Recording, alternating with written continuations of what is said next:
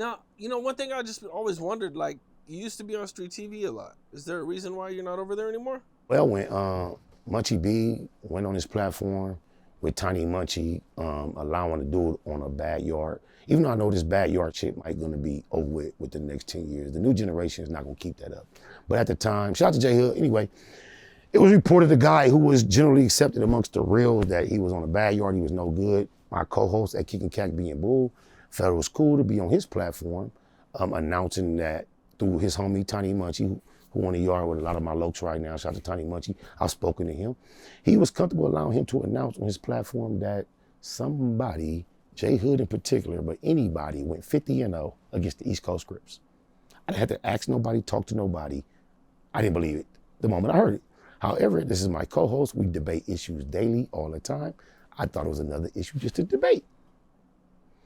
I got J Hood to come on my platform, admit that it was an exaggeration. Tiny Munchie came on my platform, admit that it was exaggeration. Just like Auntie Jefe got in her feelings when I corrected her about 4 Leaf being stabbed, that was too much for Crunch and Munch to take. Like I told you, he hopped in my DM, riding dick, telling me he loves the line I'm pushing, encouraging me to continue pushing it. In between then, I was his caregiver, his helper, his eyes when he had none. That's it. And now he hates me. And it all started with, I don't believe J Hood went 50-0 against East Coasters. I believe that's an exaggeration. I'm not saying he didn't do his stuff. I'm not saying he didn't got more W's than he got L's. I'm not even saying he was undefeated. But I don't believe it's 50-0. That's all I said. And niggas got panties. They put panties on. Even though everyone from J Hood to Tiny Munchie involved in telling this story has all, Auntie Jefe brought J Hood, little homie, on his platform with a paper with names written down, trying to prove he can have 50 names and it was not 50 names, bro. But this is what they in their feelings about me saying, hey, you're speaking on my homies incorrectly. Even though I had Auntie Jefe on the black box, giving Master Kody all the keyway props we can give him. Gave him everything we could give him without mentioning all the bullshit. Purposely. It's not my job to put your G homie on blast that wrote this book that all the out-of-towners. I got Auntie Jefe on my content, on my platform. I'm gonna respect what you respect for the world. Never gonna tell the truth on your G homie or all that foul bullshit shit.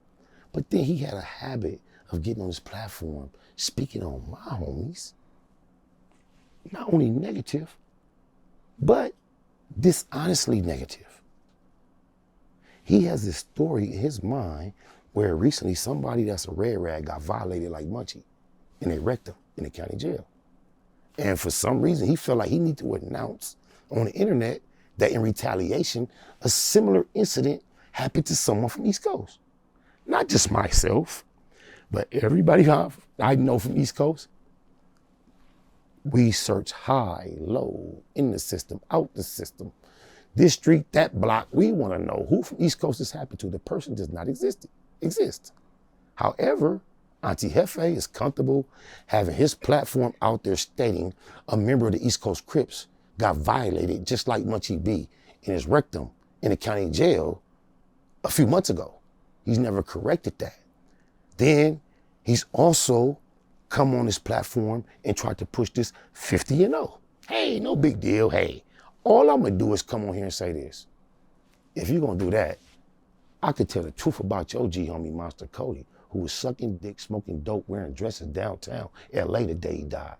These are things I never chose to say out of respect for you as a keyway on these platforms. But now you want to get on these platforms as kindred, friendly to me, and then lie on my homies? All right, you're going to lie on me, tell the truth on you.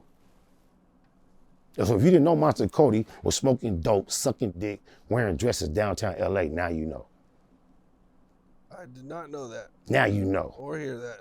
Now you know, for Def Doe Gang. And I chose to interview Auntie Jefe on the Black Box, speak about Master Kody, all his accomplishments, everything that we can respect. I left all that out. And every opportunity he get, he on the internet trying to report something negative about my loved ones from the E double. Imagine that. Yo, bad. I might have got you a Cam Capone interview, Auntie. Man, okay. You and Aunt Jefe been having some issues then for a Auntie minute. Jefe has an issue with me. You remember, if you look for the last 7 months, what happened was around February 13th, 2025, a lot of things was happening with my name, and I kind of readjusted my approach to the internet based on, it looked like because of what I was going through with my peers or the people on the internet. However, I have a 77 and a 75-year-old mother and father who's never been on social media until COVID. And now they're familiar with Facebook and YouTube. And they happen to see everything related with me. So when it looked like I fell back because the whole internet sector was against me, it was really because of appeals from my parents of what they saw and what they thought. I knew I had to. I'll be 50 in a couple weeks. So this is a few months ago, almost a year ago. I knew in my mind, my life, I have no business with my senior parents having to tell me certain things. I have to balance that with being spider-loc and everything I'm doing. So, but the most important thing to me is, while they're still alive, is how my parents view me in the face of the public. So I chose for 7 months, along with Crunching Much But telling me, hey, Spider, let's stop trolling, texting. I'll show you the screenshot. Let's play ball. So I stayed silent, not only about him, but I stopped trolling for 7 months. If you go look on my channel, from February 13th until recently, I was talking about birds, space, politics, getting 0 views, putting out 10 videos a day, not caring. That's what I was doing. It's obvious. It's all documented. And then what happened was, one of my homies, that's a neighborhood crip, happened to be on the same yard as 4Leaf. I also, if you look on YouTube, any video you'll see 3 dots in the top right corner. If you touch those 3 dots, you'll get some options. And one of the options is, don't recommend this channel.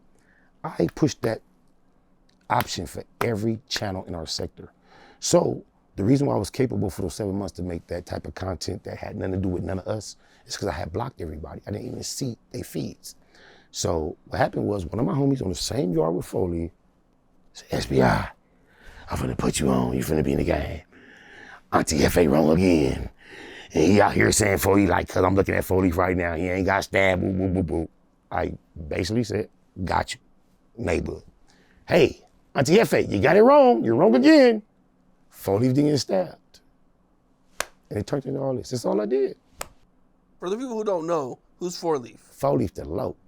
He the same guy that gets credit for finger banging Munchie B on his G-spot in the county jail. I'm not saying he did it, but that's who everybody get credit to. He the nigga, you can go look his name up on the internet. They got him in the county jail, outnumbered 6, 7, 8 to 1. Ops, back against the wall, trying to flinch at him, and he a low. That's all I'm gonna say. He a low. Big dude from the 40s. He a low. He from the 40s, neighborhood. 4Leaf, he a general. Is he coming home anytime soon? We pray all the keyways come home. Okay. I mean, then you can... Give me some more. A lot of times, he have Keep a lot going. of time going? Or? Yes, he has a lot of time. Yeah, Very serious issues. And if we just said regular, the white folks already said he ain't coming home yet. But we praying. It's like Big Spider though, my brother. They said he ain't. We got a lot. They said ain't coming home. It's home. Spotty from 9-0. You know what I'm talking about? My homie Lil Rockadon from 11A East Coast had life. I know a lot of four extras had life. 4 extra. Neighborhood off the bat. Yeah. Yeah. So we praying and hopefully he believing comes and hoping on a lot of shit. Now, you know, you've been in the game a long time. So you've been around, you know, Snoop and Daz and 50 and, you know, a lot of the old school dudes, Suge and everybody. Did you see Daz going at Snoop? I saw all the headlines and titles, never clicked on one bit of the content because I've seen this before. Over 20 years ago, they're actually cousins and they've gone through this multiple times. I'm unentertained. I'm uninterested. They've been through this. They're not gonna touch each other, they're not gonna hurt each other. I don't even believe they're gonna file any of these papers they're talking about. What's up? This is Cam Capone. We got more content like this coming soon, so hit that like button, subscribe, and stay locked in to Cam Capone News.